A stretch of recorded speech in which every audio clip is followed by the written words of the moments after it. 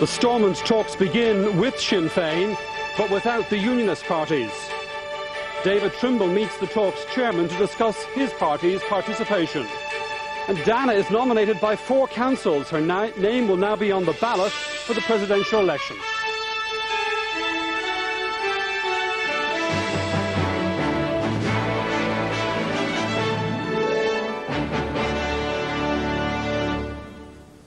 And a very good evening to you from Castle Buildings at Stormont outside Belfast, where the first tentative steps have been taken towards all-party negotiations on the future of Northern Ireland. In this special 6-1, we'll be reporting from the talks. We'll be hearing from the Unionist parties, who of course didn't attend today, and we'll be asking Foreign Affairs Minister Ray Burke if David Trimble can be persuaded to lead his party to the negotiating table. The former President, Mary Robinson, on her first full day at the UN, promises to be the voice of victims of abuse around the world. And in sport, the Clare hurlers begin their celebrations before their journey home.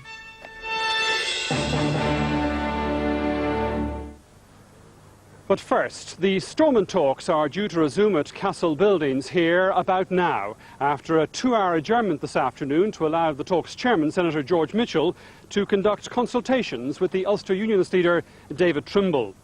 Earlier, the Ulster Unionists indicated that they would be prepared to enter the talks process once they'd received assurances from Senator Mitchell about the timescale and the format. The plenary session, though, got underway this afternoon without the Unionists in attendance. Sinn Féin enters Stormont for constitutional talks for the first time since the 20s. A significant historical occasion, but one marred by the fact that Unionists stayed away for today's session. Sinn Féin, though, were confident that their absence was a temporary one. We do think that this could be the beginning of the end of conflict on this island, that the political will is there to build agreement, and we certainly have that will. On the Unionists, if they're not here today, they'll be here tomorrow, or the day after, or the day after, and the sooner they're here, the better for everyone. The SDLP too said history would be a harsh judge of those who stood in the way of the current opportunity. It would be tragic if the real objective of these talks was lost in some of the contrived drama that is surrounding the attendance or non-attendance of one or other or more of the talks participants. I think it's crucial that we concentrate on what is the aim of these negotiations, and that is to get a lasting political solution based on lasting peace.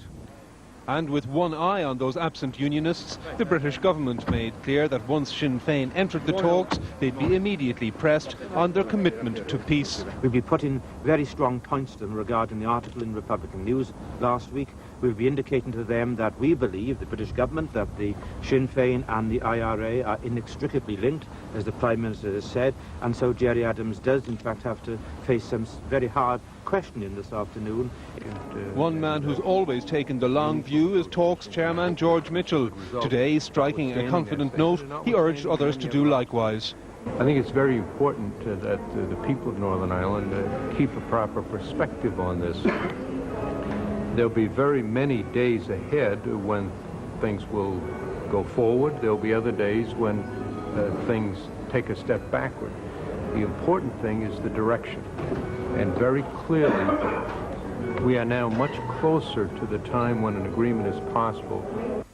But without Unionists or Loyalists, any agreement was impossible today. Senator Mitchell chaired a session lasting barely 2 hours. All the time, his officials had been in close contact with David Trimble's aides. Just before 5 this evening, the talks chairman left for crucial discussions with the Ulster Unionist leader. If the talks are to have any credibility with Republicans, they must move swiftly into constitutional talks, and that can't happen without the presence and approval of Unionists. That's the riddle both government and talks chairman George Mitchell have to solve.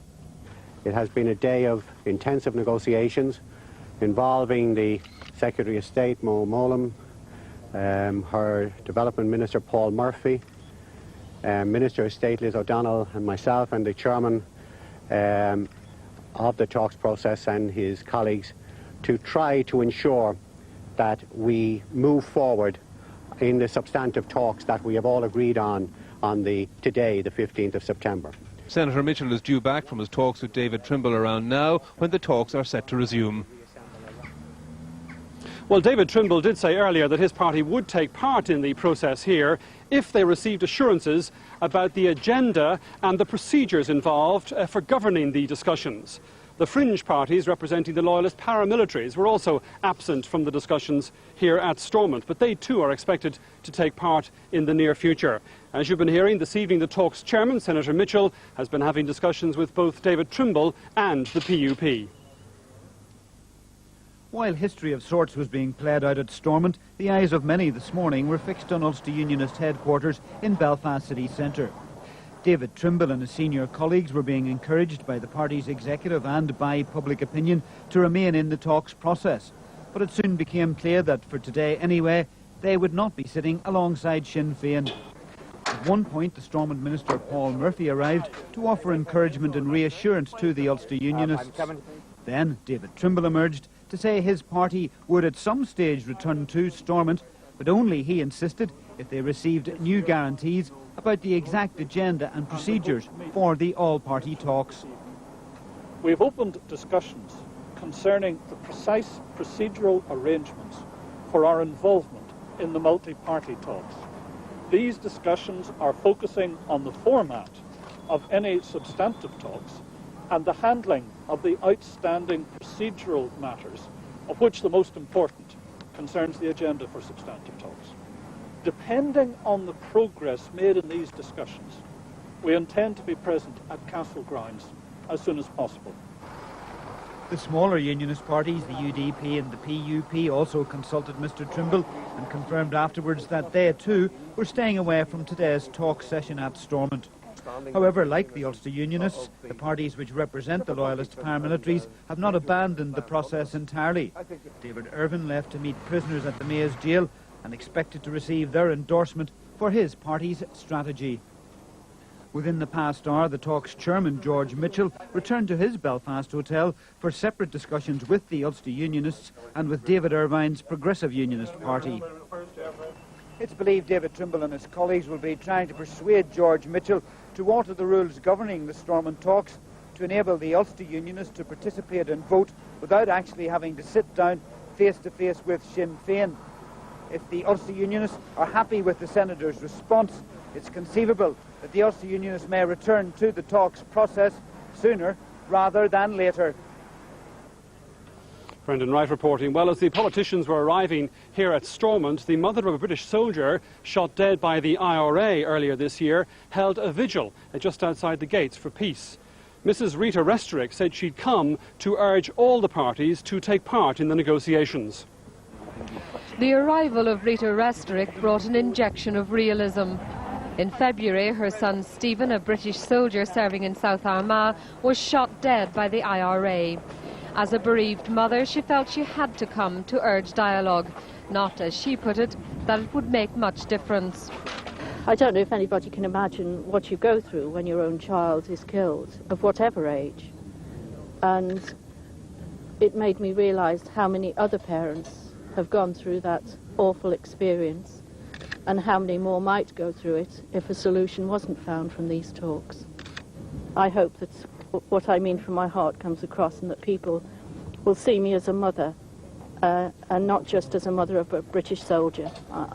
I know to some people that would cause problems, that I'm a mother of a British soldier, but to me, I'm a mother first and foremost, and I think mothers of all sides could realise what I've gone through in the past few months. Another woman was furious at the turn of events.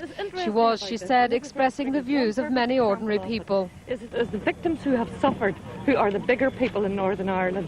The victims who have suffered in this country are saying, get on with it. It's our people who are dead and in their graves. They're not coming back to life. And peace is too precious for them to sit all weekend and decide whether or not they're going to be big enough in their boots to get inside that building.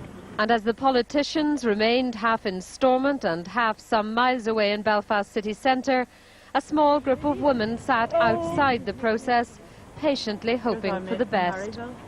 Is it? Well, that's all from Castle Buildings for the moment. Back with more later. In the meantime, over to you, Una, in the studio. Thank you, Brian. The former Eurovision winner Dana has